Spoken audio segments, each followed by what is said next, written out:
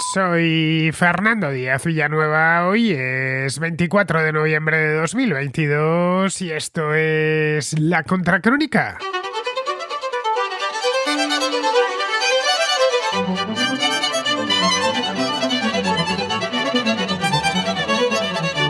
En los últimos 4 años, Hispanoamérica se ha teñido de rojo.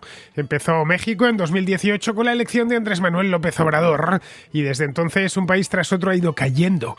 En Argentina, los peronistas volvieron al poder en 2019 con Alberto Fernández.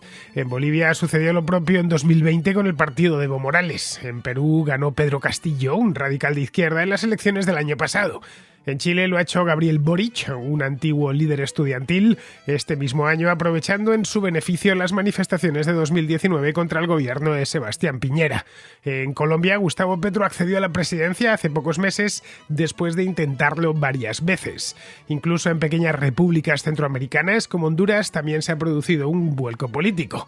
El remate final lo ha puesto Luis Ignacio Lula da Silva, que ganó por muy poco las elecciones presidenciales de Brasil del mes pasado. En el caso de Lula concurría la épica, porque el candidato estaba ya desahuciado políticamente y frente a él tenía a alguien como Jair Bolsonaro, que representa mejor que nadie la nueva derecha hispanoamericana. Con Brasil, todos los grandes países de Hispanoamérica están ahora gobernados por presidentes de izquierda. Es por ello que se habla de marea rosa y no tanto de marea roja, ya que la izquierda que acaba de llegar al poder tiene algunas diferencias de discurso con la que tiñó América de rojo a principios de este siglo, tras la Revolución Bolivariana. Los nuevos gobiernos no llegan bajo un signo y unos patrocinadores comunes, como ya sucedió hace 3 lustros. No exhiben, por ejemplo, a Venezuela o a Cuba como modelos a seguir y como referentes, y evitan el antagonismo directo con Estados Unidos, donde el ejecutivo demócrata de Joe Biden, que llegó al poder también en los últimos 2 años, ha recibido con cierta simpatía a los nuevos presidentes. Eso les ahorrará algún que otro disgusto en la arena internacional, pero dentro de casa tienen pocas posibilidades de poner la Constitución a su antojo, ya que los parlamentos, por regla general, los tienen en contra. Sus victorias han sido además muy ajustadas y su popularidad no es muy alta. En ninguno de estos países se ha producido un cambio de gobierno con un apoyo popular masivo, como el de Venezuela en 1998, que preludió a la dictadura personal de Hugo Chávez primero y de Nicolás Maduro después.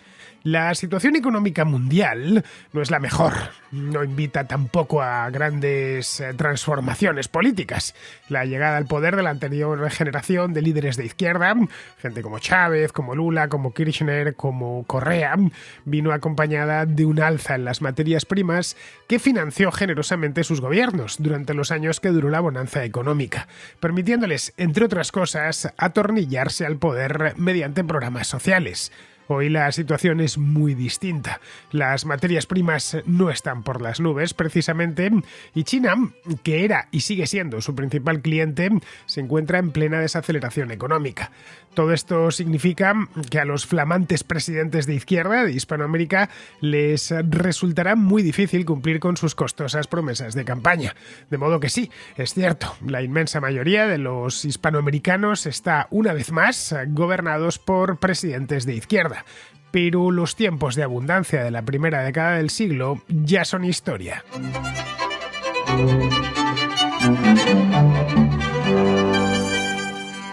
La ajustadísima victoria electoral de Luis Ignacio Lula da Silva sobre Jair Bolsonaro hace menos de un mes, en la segunda vuelta de las elecciones presidenciales brasileñas, está siendo reclamada por parte de la izquierda internacional, especialmente la izquierda europea, como algo histórico.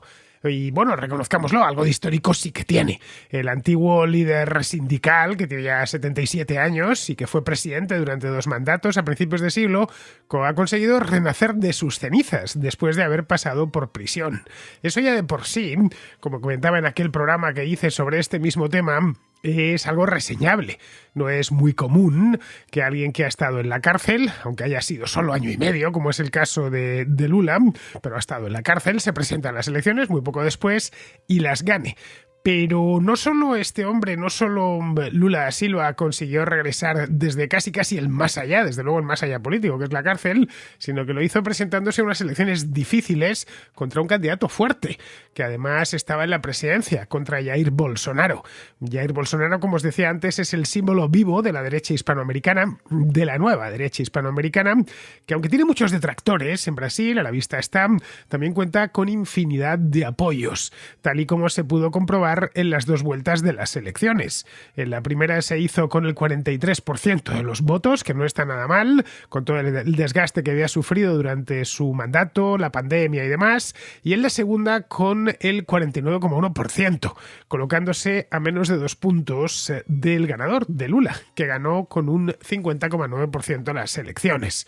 Bien, este triunfo de Lula, un triunfo ajustado, pero triunfo a fin de cuentas, vino a consolidar la nueva marea roja.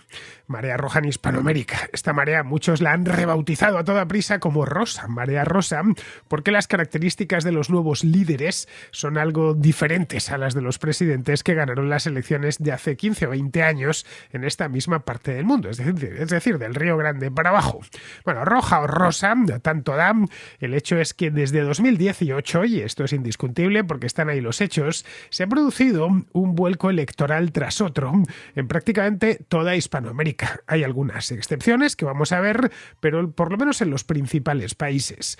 La cosa empezó ese mismo año, en 2018, el 1 de julio exactamente, con la toma de posesión, la protesta que se llama en México, de Andrés Manuel López Obrador. Había ganado las elecciones, López Obrador, en fin. Cualquier mexicano en aquel entonces ya le conocía de sobra, ahora le conoce mucho más porque es el presidente, pero López Obrador no solo era conocido en México, sino también fuera de México porque lo había intentado anteriormente. Lo había intentado 2 veces, en 2006 y en 2012, quedando segundos. Lo había intentado sin éxito y ya por fin en la tercera se hizo con la presidencia. Lo hizo con un 53% de los votos, dejando muy lejos a los 2 partidos tradicionales de México, el PRI, que presentó a José Antonio Meade, y el PAN, que presentó a Ricardo Anaya. AMLO se convirtió en presidente pues el 1 de diciembre, si mal no recuerdo, es decir, 5 meses más tarde, 1 de diciembre de 2018, y lo será hasta finales del año 2024, que es cuando se acabe formalmente su mandato. Pero entonces ya se habrán celebrado las nuevas elecciones. No se podrá volver a presentar porque en México la ley no permite la reelección. Bien, como han pasado ya 4 años desde que AMLO llegase al poder, ha superado ya su Ecuador, podemos hacer balance. Y la verdad es que en México muchas cosas no han cambiado y las que lo han hecho pues ha sido esencialmente para mal. Todas las promesas de campaña que se condensaban en que se iba a operar una gran transformación en México, bueno, la 4ª transformación, según el presidente ha hecho y sigue haciendo mucha propaganda con este tema, pues ha quedado en nada o en casi nada. Y sirva esto de México como aviso, porque México fue el primero en estrenar la nueva ola izquierdista, la marea roja o rosa, y también el primero en apercibir a todos los demás que los tiempos han cambiado, que no estamos en el año 2000, que estamos en el año 2022 y que lo que se podía hacer entonces ahora simplemente no se puede hacer. Pero bueno, AMLO dio el pistoletazo de salida en aquel momento, 4 años ya, más 4 años casi justos, porque ya estamos frisando el 1 de diciembre de este año, y después otros le siguieron. En el año no mucho después, en 2019, un año más tarde, Mauricio Macri perdió las elecciones en Argentina, las ganó Alberto Fernández, que venía de la mano con Cristina Fernández de Kirchner, era Fernández y Fernández, los peronistas, vamos.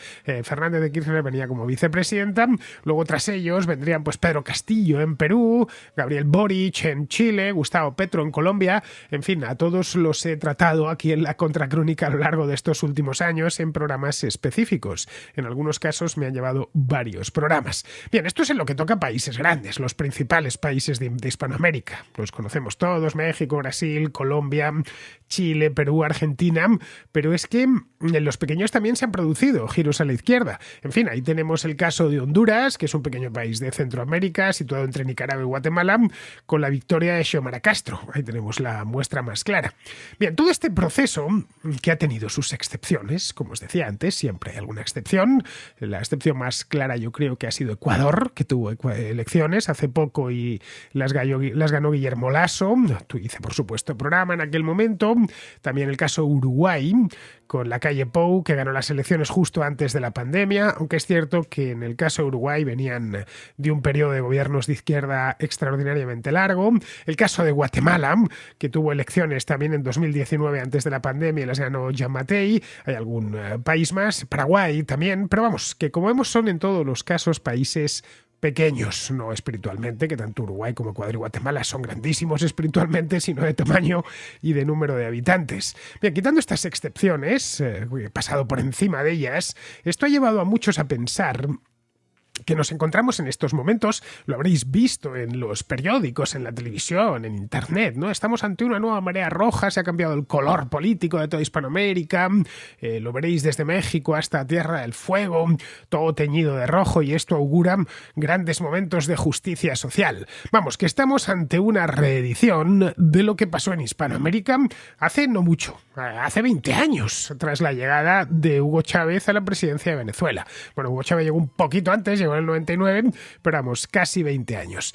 Hugo Chávez llegó a la presidencia con un programa bajo el brazo de reformas, de ambiciosas reformas, tanto económicas como políticas, que suponían, he dicho reformas, pero quizá no sea la palabra, el término adecuado en castellano. Lo de Hugo Chávez fue una ruptura. Tanto de jure como de facto, ruptura en tanto que la constitución anterior, la de punto fijo, se eliminó. No olvidemos cómo juró Chávez aquella constitución. Juro sobre esta moribunda constitución, bueno, tan moribunda que se encargó de cargársela con el consentimiento, por cierto, explícito de los venezolanos unos meses más tarde. Como de facto la ruptura en Venezuela ha sido obvia. Los venezolanos miran la Venezuela previa al bolivarianismo y previa a Hugo Chávez, pues casi como los españoles miramos, pues no lo sé, la España de Carlos III, una cosa así, lejana, nos han hablado de ella, estoy exagerando obviamente, pero que les pilla francamente lejos. Son dos países distintos, hasta el punto que hasta el nombre de la república es diferente, no se habla ya de República de Venezuela, sino de República Bolivariana de Venezuela. Es más, tiene hasta un cambio pequeño, casi inapreciable en la bandera de Venezuela, que es una estrella más. Lo leí hace un tiempo y me llamó la atención. Quería poner algunos otros detalles simbólicos, como por ejemplo, es habitual en los países americanos, no sucede en España, pero sí en todas las repúblicas, que los nuevos presidentes les impongan la banda presidencial. Y la banda presidencial suele ir puesta del hombro derecho hacia la cintura. Bueno, pues Chávez cambió eso y empezó a ponérsela en el hombro izquierdo. Lo leí y fui automáticamente a buscar en Google Imágenes si era cierto, y efectivamente es cierto. Vamos, que supuso hasta en lo simbólico una ruptura con el orden anterior. Después de Venezuela, que fue el primero y tenía ya su propio inspirador, que era la Cuba de Castro, claro, para la Cuba de Castro nos tendríamos que ir mucho antes, a la Guerra Fría. Después de Venezuela llegaron otros muchos. Se hablaba en aquel entonces del socialismo del siglo XXI, que iba a cambiar, no sé si el mundo, pero sí al menos América, y luego ya para 2010, es decir, 10 años más tarde, varios países importantes de Hispanoamérica, caso por ejemplo Argentina o caso de Brasil, estaban ya gobernados por presidentes de izquierda que podríamos denominar, sin miedo a equivocarnos, como filo-bolivariana, más o menos cercana a Hugo Chávez, al régimen de Hugo Chávez, y en otros casos, especialmente en países más pequeños, caso de Ecuador con Correa, o de Bolivia con Evo Morales. No es que Bolivia sea pequeña, que no lo es 2 veces España, pero es mucho más pequeña que Argentina, tanto desde el punto de vista físico como sobre todo desde el punto de vista demográfico. Caso de Nicaragua con Daniel Ortega, eran directamente clientes de Venezuela. Bien, pues se tiende a pensar eso, que lo que está sucediendo en América es una reedición, se está haciendo esta lectura, pero yo creo que es una lectura mal hecha, es una mala interpretación del momento político y económico actual. ¿Por qué? Pues esencialmente porque sobreestima la popularidad de estos nuevos presidentes, sobreestima también la capacidad de resistencia de los nuevos gobiernos que se acaban de instituir, sobreestima la ambición rupturista de esta nueva tropa de líderes de izquierda y sobreestima su capacidad para trabajar juntos en el escenario internacional, constituyéndose, como sí sucedió hace 10 años, en un bloque de poder antagónico a Estados Unidos.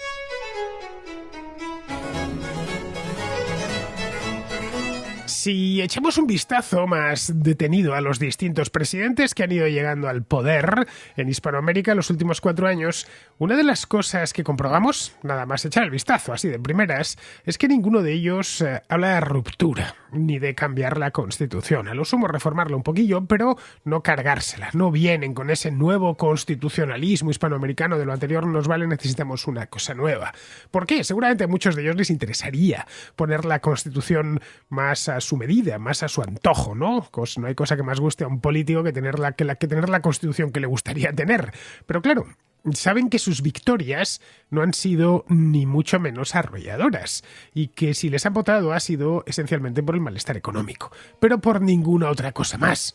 El votante hispanoamericano, y esto se ha podido ver, y yo he seguido todas las elecciones desde la contracrónica que ha habido en Hispanoamérica, pues desde que empecé con esto en el año 2016, pero vamos, los 4 últimos años, por supuesto, a todas he cubierto de mi manera, evidentemente, a distancia y de una forma muy analítica. No es que me haya ido personalmente allí, pero sí las he ido siguiendo informativamente todas, he ido estudiando los candidatos, haciendo incluso programa electoral en todos o prácticamente todos los casos.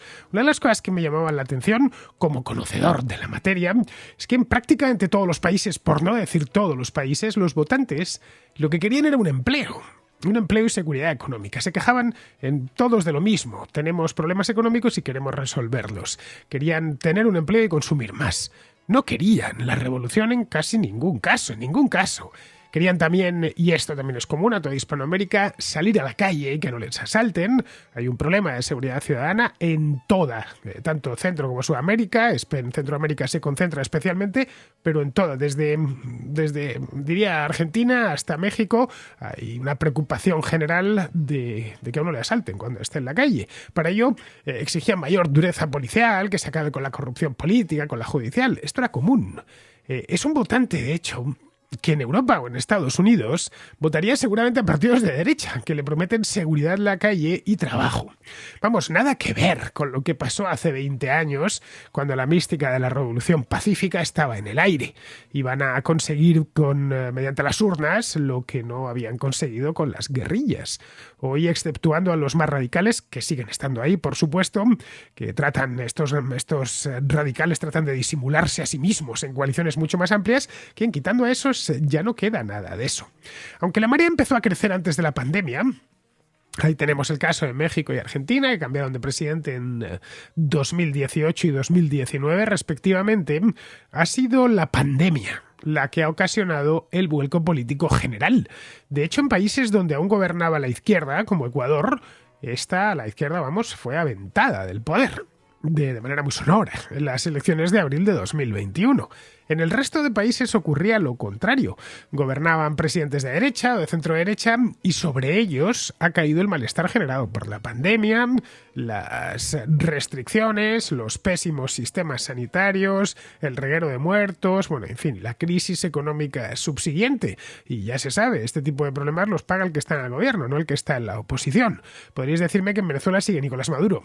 Y es cierto, pero es que de Venezuela no va a poder salir Nicolás Maduro porque se había preocupado ya antes de montarse una dictadura casi perfecta. Luego hay otra cosa, y esta es importante. Muchas de las victorias de la supuesta nueva marea roja o rosa han sido por márgenes muy ajustados. Y yo insisto, lo he ido cubriendo, El caso de Lula, por ejemplo, lo tenemos muy cerca, a finales del mes pasado, pues ha sido, como os decía antes, el 50,9% frente al 49,1%. En la segunda vuelta estoy hablando. Castillo en Perú ganó el año pasado con un 50,1% de los votos, frente al 49,9% de Keiko Fujimori, una rival floja, una rival muy desgastada políticamente y que en Perú tiene muchísimos detractores, tanto en la izquierda, por supuesto, como también en la derecha. En Colombia este año Petro ha ganado, sí, pero ha ganado por un magro 50,4%, lo tengo aquí delante, frente a Rodolfo Hernández, del que ya os hablé en su momento. Un tipo completamente desconocido, hasta la misma campaña, no había salido de su ciudad natal, casi, no había salido a hacer política, desde luego. Y que a pesar de ello se hizo Rodolfo Hernández con el 47,4% de los votos. En Honduras, Xiomara Castro ganó en las elecciones de hace un año con un 51,2% de los votos. Y ojo, gracias a que incorporó en la campaña a Salvador Nasralla, que es, en fin, un operador político de primera magnitud en Honduras, famosísimo, presentador de televisión, que se había presentado en las elecciones anteriores y quedó segundo detrás de Juan Orlando Hernández. Vamos, un primera espada. En Chile, Boric ganó la segunda vuelta con un 55% de los votos frente al 44% de José Antonio Kast. Eso es cierto. No fue una victoria justa, ni mucho menos la de Boric, pero la primera vuelta la había ganado Kast, no lo olvidemos. Lo que viene a decirnos que Boric fue el segundo plato de muchísimos chilenos, que al final fueron a votar, que no lo hicieron por él en la primera vuelta y que como un mal menor le votaron en la segunda. Su posición, la posición de todos estos, por lo tanto, es una posición precaria y carecen de la ascendencia y de la popularidad sobre el electorado que sí tuvieron sus predecesores, que sí tuvo Correa en Ecuador, que sí tuvo el propio Chávez. Bueno, Chávez tenía una popularidad absoluta. O Evo Morales en sus buenos momentos, en la segunda mitad de la primera década del siglo en Bolivia. Casi todos, incluyendo a Lula, tienen a los parlamentos en contra. Y eso también cuenta. Es cierto que son repúblicas presidencialistas, pero el Parlamento, o el Congreso, como le llaman en cada sitio, tiene su importancia y puede hacer que la gobernabilidad del país se envenene. En cada país lo suyo, pero vamos, que tener al Parlamento en contra en una república presidencialista puede llegar a ser angustioso para el presidente. Y si no están en contra, las mayorías parlamentarias del presidente están muy fragmentadas. Bueno, caray, véase lo que está pasando con Pedro Castillo en Perú. Es objeto de infinidad de causas penales, le llueven por todos los lados y hasta la fecha ha sobrevivido a 2 intentos de destitución. Ojo, no lleva este hombre ni año y medio en el poder. En Chile, y esto también es de este año, el plebiscito constitucional, esto fue el pasado mes de septiembre, vamos, hace 4 días, como aquel que dice, este plebiscito los chilenos rechazaron de plano. Y por una mayoría muy amplia, el 61% frente al 38%, la nueva Constitución. Una nueva Constitución que era la niña bonita de Gabriel Boric. La estaba apoyando desde el principio, desde que se concibió. Pero no solo son los parlamentos lo que tienen en contra. La crisis económica mundial, y luego hay un cóctel de factores locales, lógicamente, de todo, desde la ola de crímenes que hay en Chile, que se quejan, Chile era un país muy seguro, pues ahora los chilenos se quejan de que no pueden salir a la calle, hasta la inflación, que en Argentina ya proyectan que se va a ir al 100%, bueno, una serie de elementos locales, algunos son parecidos, otros cada país tiene lo suyo. Bien, esto ha ocasionado que algunos de estos líderes apenas hayan tenido luna de miel con el poder. Sus índices de aprobación son muy bajos. El de Boric oscila entre el 25 y el 30%. Y lleva desde marzo el poder. El de Castillo está, más bajo todavía. El de Castillo está en torno al 20%. Y el de Petro, que lleva desde agosto, está en el 40% y cayendo rápidamente. Caray, recordemos, Boric es presidente desde marzo de este año, Castillo desde julio del año pasado y Petro llegó a la presidencia el 7 de agosto. La excepción aquí sería López Obrador, cuyo índice de aprobación ronda el 60%, pero bueno, AMLO lleva ya 4 años en el poder y sus soflamas de campaña hace tiempo que se olvidaron. Tampoco hay un programa común, como si sucedió hace 20 años con Chávez y sus regímenes clientes. Hay enormes diferencias entre la nueva ola de izquierdistas en temas, qué sé yo, como el feminismo, el medio ambiente o la democracia misma, entre unos y otros. La cosecha actual de líderes izquierdistas de Hispanoamérica, pues hay un poco de todo, va desde socialistas de toda la vida, cuyo pensamiento no ha evolucionado mucho desde la Guerra Fría, hasta políticos millennials, el caso de Boric, obsesionados con las políticas identitarias y el cambio climático, no muy diferentes a los europeos. Todos dicen quererla eliminar de cuajo, la desigualdad y la pobreza, pero es que realmente eso es lo único que les une, que no es mucho, porque cualquier partido, sea de derecha, de izquierda, de centro, defiende lo mismo. En todo lo demás tienen programas muy distintos. Algunos de ellos, como Castillo, mantienen posiciones que muchos izquierdistas, la mayor parte de izquierdistas europeos o estadounidenses, considerarían reaccionarias e intolerables. Pero aquí tendríamos en un extremo a Boric, que es en este aspecto Chile es muy europeo, Que Boric es un activista, es muy joven, tiene 36 años, que insiste mucho en las políticas de género, ha presentado incluso un proyecto de ley para legalizar el aborto, y luego en el otro extremo, no voy a poner a Castillo, pongo el caso de López Obrador, que acusa a las feministas locales, a las mexicanas, que exigen el derecho al aborto y el fin de la violencia de género, de ser de derechas. Es un tipo que no tolera la prensa crítica y que está desmantelando pues todo lo que puede desmantelar que se le oponga, entre ellos el Instituto Nacional Electoral, que es la agencia electoral de México, que es muy prestigiosa y respetada. Luego ya está Perú. Perú ya sabéis cómo es, un completo circo político. Perú se bambolea sin rumbo, mientras Castillo pues, se opone al aborto, al matrimonio entre personas del mismo sexo. Luego su primer ministro tiene un tipo llamado Aníbal Torres que elogia a Adolf Hitler, que ataca sin piedad a las mujeres periodistas que le cuestionan. La incompetencia de Castillo, sobradamente acreditada, ha tenido 7 ministros de Interior en solo 15 meses en el poder, bueno, está demostrándose un desastre para el mismo electorado que decía representar, los pobres del Perú. La mitad de los peruanos ahora mismo experimentan inseguridad alimentaria, esto es el doble a lo que había antes de la pandemia, y este es un problema que el gobierno de Castillo ni ha abordado ni tiene intención de hacer. De modo que cualquier triunfalismo en la izquierda internacional sobre las victorias de Lula y compañía debería compensarse con una mirada al terreno. Que nunca está de más mirar el terreno, claro. En una parte del mundo que depende de la exportación de materias primas, la primera marea roja se benefició del alza internacional gracias al alza internacional de esas mismas materias primas gracias al crecimiento de China.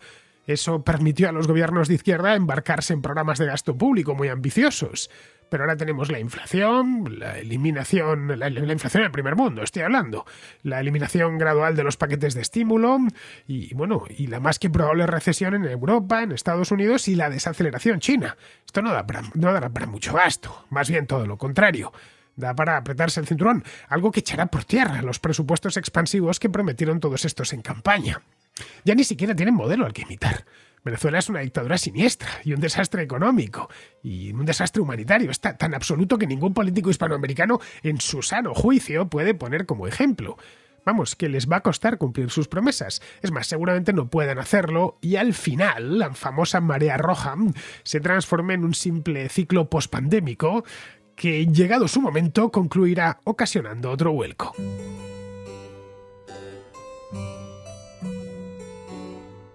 Vamos con la contrarréplica, empezamos con Belén, que a cuenta de la ley del solo sí es sí nos habla de la retroactividad de las leyes en la legislación española. Quería hacerte una pequeña matización a una cosa que has dicho en el programa este que has dedicado a Irene Montero y la llamada ley esta del sí es sí, el desastre de la ley del sí es sí. Al principio del programa dices una cosa, dices que todas las normas, todas las leyes en nuestro derecho son retroactivas, salvo que en ellas se establezca expresamente otra cosa, cuando son más favorables para el reo, ¿vale?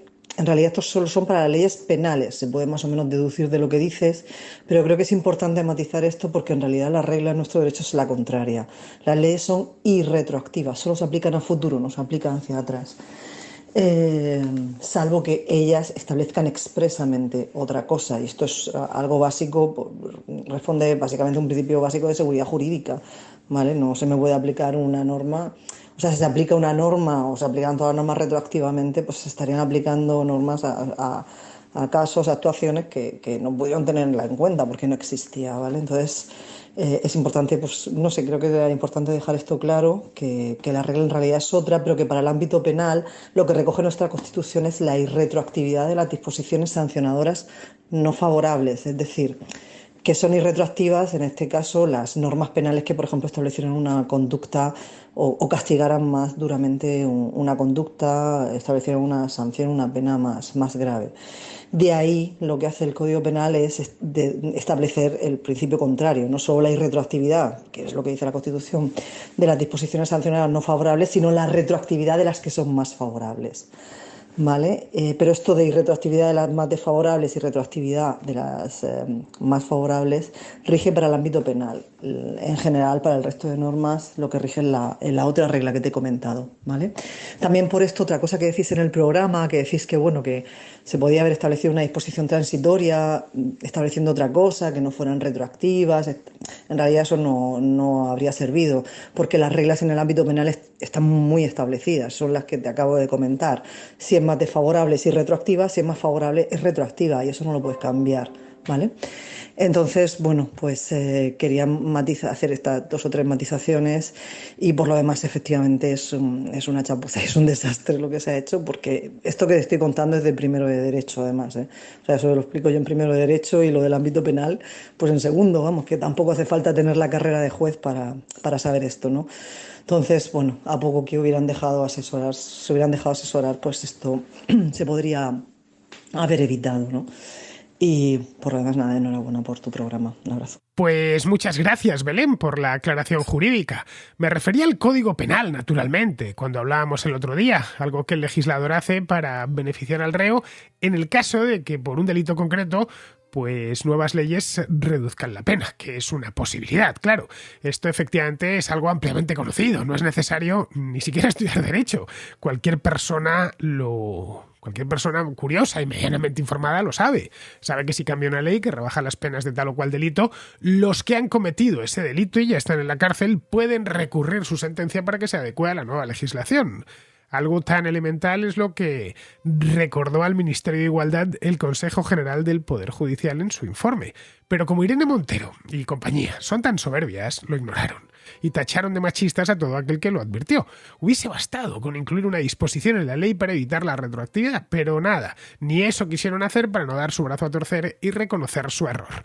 Bien, continuamos con Francisco, que nos habla también de esta ley del solo sí es sí. Hola Fernando, quería decir que el hecho de que la ley de Irene Montero sea una chapuza y libere a violadores antes de tiempo es el tema menos importante de esta ley.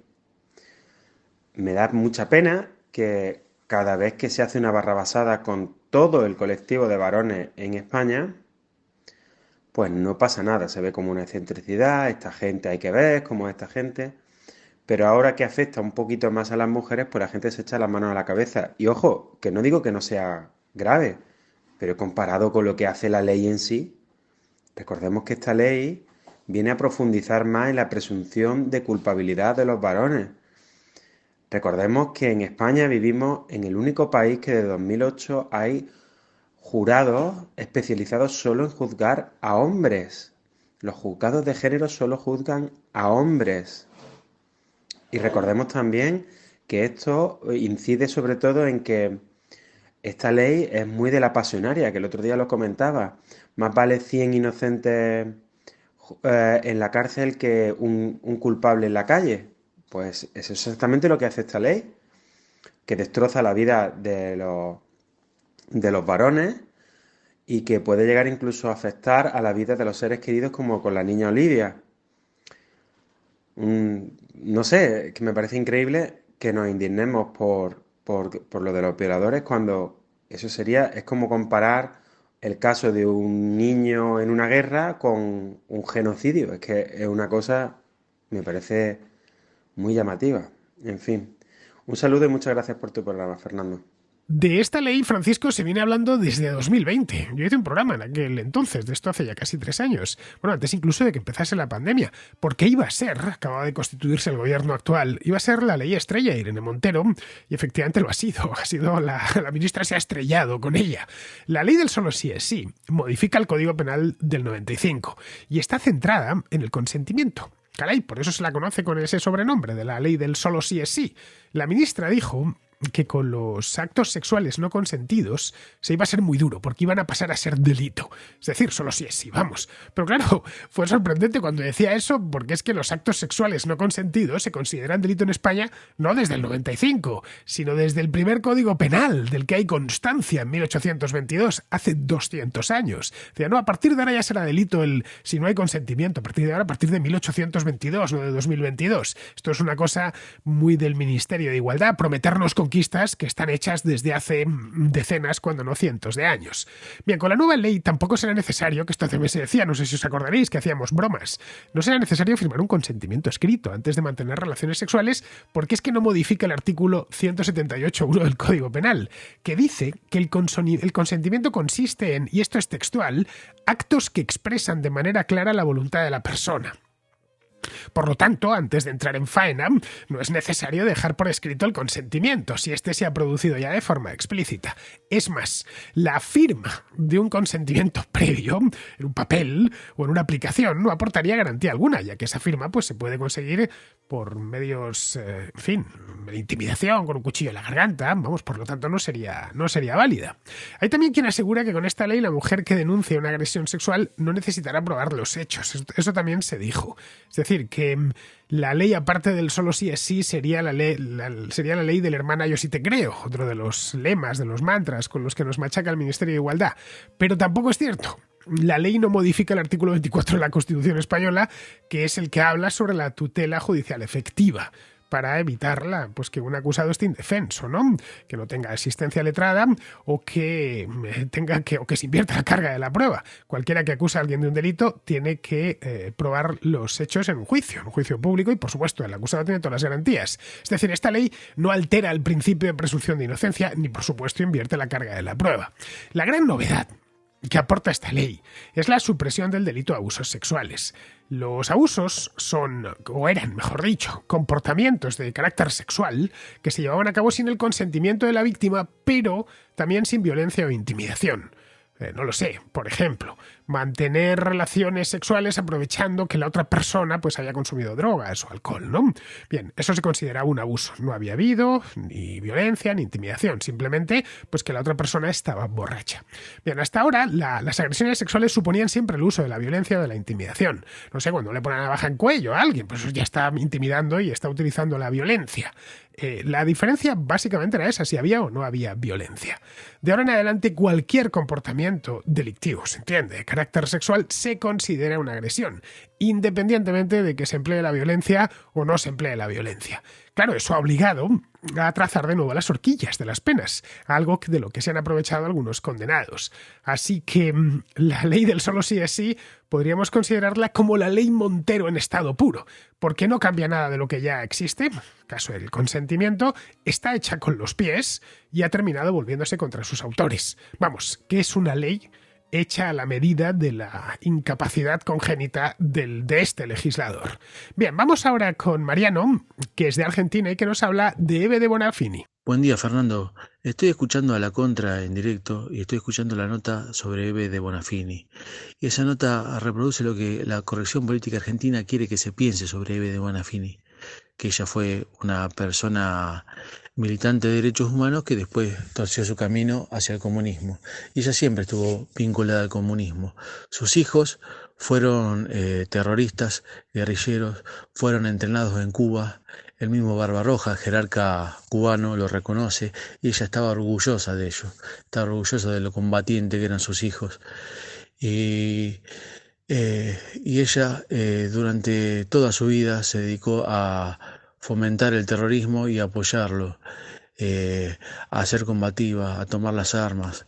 Es más, ella durante el kirchnerismo asiló a gente de la ETA, asiló al señor Lariz Iriondo, el cual puso bombas allá en España, y ella le dio asilo acá y le pidió a Néstor Kirchner que no lo extradite, porque era buscado por la justicia española.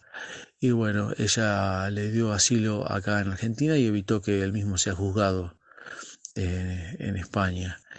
Y la verdad que es una señora que su muerte significó un alivio para el kirchnerismo, porque en la última etapa de su vida no la quería nadie. Era una persona que generaba repudio en casi toda la sociedad argentina, salvo en los comunistas y en las expresiones más radicales. Bueno, te doy un saludo, Fernando, y gracias por el programa.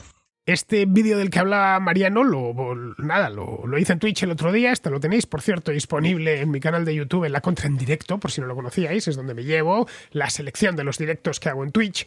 Y nada, dediqué una de las piezas del directo. Yo comento noticias de España y del mundo. Lo dediqué a Eve de Bonafini, que murió este domingo. Bien, comentaba en este vídeo que hasta 1977, cuando la dictadura argentina desapareció a sus 2 hijos, que efectivamente eran militantes comunistas, Bonafini fue una simple ama de casa sin estudios, más o menos ideologizada, pero ama de casa sin estudios y sin activar políticamente.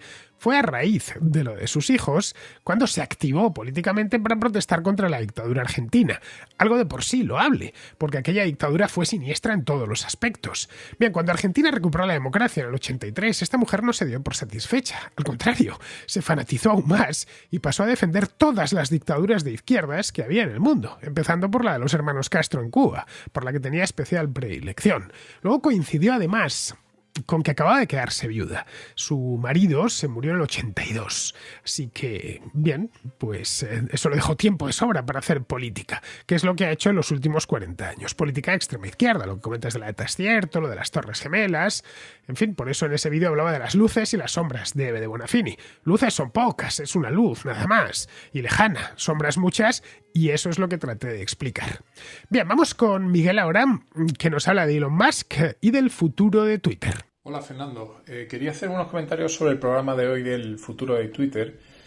El caso es que llevo siguiendo a Elon de cerca, pues he escuchado prácticamente casi todas las entrevistas que salen y creo que el futuro de Twitter es mucho más positivo de lo que parece, ¿no? O sea, Elon es posiblemente el mejor asignador de recursos de nuestro tiempo, ¿no? Es un personaje excéntrico, pero la ejecución de sus proyectos es implacable, ¿no? Ha comentado en varias ocasiones que es paranoico con las consecuencias de una crisis económica, ¿no? Para los negocios en general, ¿no? Y de ahí yo creo que viene el comentario de la posible quiebra de Twitter y que si no se revierte la tendencia pues que lleva hasta el momento de la compra, pues podría tener serias dificultades, ¿no? Yo creo que hasta ahora está haciendo una transformación de la empresa a una velocidad inimaginable, ¿no? Voy a hacer un breve análisis de la cuenta de resultados, ¿vale? Y yo creo que parece que ya ha cambiado la rentabilidad potencial de la empresa, ¿no? Creo que el beneficio neto potencial de la empresa pues, puede pasar de un menos 20% que estaba antes de la compra a un 28% positivo, ¿no? Que esto sería superior al margen, digamos, de rentabilidad neta de Apple o de Google, ¿no? Bueno, me explico un poco cómo he sacado estos números, ¿no? Me baso en los porcentajes anualizados tomando como referencia el último resultado trimestral de junio que están disponibles en la SEC, ¿vale? O sea, partiendo de estos datos, los ingresos anuales eran de 4,4 billones americanos, ¿no? Los costes directos suponen un 37%. El I+D, el Research and Development, 26%. El marketing, un 25%. Y los gastos generales y de administración un 12%. ¿Vale? Los costes directos son esencialmente infraestructuras, ¿no? Hardware, servidores y coste directo de empleados que operan el hardware. ¿Vale? El coste de I+D pues son principalmente gastos de personal. ¿Vale? Y lo mismo para las ventas, el marketing y los gastos de administración. En definitiva, la mayoría de los costes de Twitter son gastos de personal, ¿vale? Sin contar con los costes directos. Sería el 63%. Si asumimos que de este 63%, el 80% son gastos de personal y le sumamos el 20% de los costes directos, que también serían gastos de personal, pues tenemos que el 58% de los costes totales de Twitter es puramente, nóminas y gastos de empleados, ¿no? Cuando entró Elon en Twitter, la empresa tenía 7.500 empleados. Los primeros días despidió al 50% de la plantilla. Y tras la segunda oleada, el famoso email este que puso con el formulario de si estaban dispuestos a dar el 100%, pues podemos suponer que la plantilla al final ha salido aproximadamente el 70% de los empleados, ¿no? Entonces, dejando al lado las diferencias salariales que pudiera haber, podemos estimar que los gastos de Twitter han bajado aproximadamente un 41% de la noche a la mañana, ¿vale? Si tenemos esto en cuenta en cuanto al beneficio anualizado proyectado, pues sería de 1,3 billón positivo, ¿vale? Esto supone una rentabilidad neta del 28%, ¿eh? Por ejemplo, Apple tiene un 22%, Google un 25%, o sea, sería una de las empresas más rentables del mundo. Esto obviamente es una simplificación, ¿no? Pero nos podemos hacer una idea de que la vuelta de Elon, pues un poco deshaciéndose de los empleados menos productivos y sobre todo el cambio cultural que está impregnando y que, bueno, que un poco viene a traer la filosofía que ya tiene él en sus otras empresas del grupo, tipo Tesla o SpaceX. Y bueno, pues también alguno podría decir que los ingresos podrían disminuir, ¿no?, por la salida temporal de algunos anunciantes, pero realmente el dato más importante es que desde la compra de Elon, el DAU, ¿no?, o sea, el Daily Active Users, lleva haciendo un máximo histórico semana tras semana. O sea, esta es la métrica más importante que existe sobre todo para los anunciantes, ¿no? Y si además le sumas pues un potencial posible modelo de suscripción, pues al final los ingresos realmente se pueden disparar en el futuro. Yo personalmente pues sigo siendo bullish, ¿no?, alcista tanto con Twitter como con Elon en general. Y bueno, espero que este breve análisis pues haya resultado de vuestro interés, ¿no? Pues nada, un saludo y un abrazo. Pues muchas gracias, Miguel. Nada como bajar a los hechos para abordar un problema. En el caso de Twitter, su principal problema se llama plantilla, o se llamaba plantilla, que era muy numerosa y muy empajada. Como comentaba ayer, la anterior dirección de la empresa no solo no resolvió este problema, sino que lo agravó, contratando a más de 1.000 empleados entre 2020 y 2021. Vamos, que parecía una ONG más que una empresa. El problema que tiene ahora Twitter es que los anunciantes se le vayan en un momento en el que el 90% de la facturación depende de esos anunciantes. He ahí el toro que tienen delante, un toro que pueden vestirles y que quieren lidiar, concretamente quiere lidiar Elon Musk, mediante una estrategia consistente en 3 pilares. 1. Tranquilizar a los anunciantes diciéndoles que no va a pasar nada raro, que todo va a seguir como estaba y que no va a haber locuras. 2. Mantener el tráfico, eso es fundamental, y los ojos puestos en la aplicación, en la pantalla. Bueno, pues eso lo comentaba ayer. Mientras esos ojos sigan ahí, habrá negocio. Una plataforma de redes sociales se acaba cuando se van los usuarios, cuando se le acaban los usuarios. No hay nada nuevo ya en esto. Hablamos de las redes sociales como si fuesen algo novedoso, pero es que llevan ya entre nosotros pues más de 15 años, ¿no? Ha habido algunas que han tenido que cerrar o que se han quedado reducidas a la mínima expresión. Ahí tenemos el caso de Orkut, por ejemplo, de MySpace. Y el tercer pilar es diversificar la facturación, creando suscriptores que sirvan como ingreso seguro, aunque la publicidad se reduzca por el motivo que sea. Claro, esto por poder puede conseguirlo, pero necesita efectivo para aguantar el primer tirón y, sobre todo, amortizar la deuda, que es muy elevada.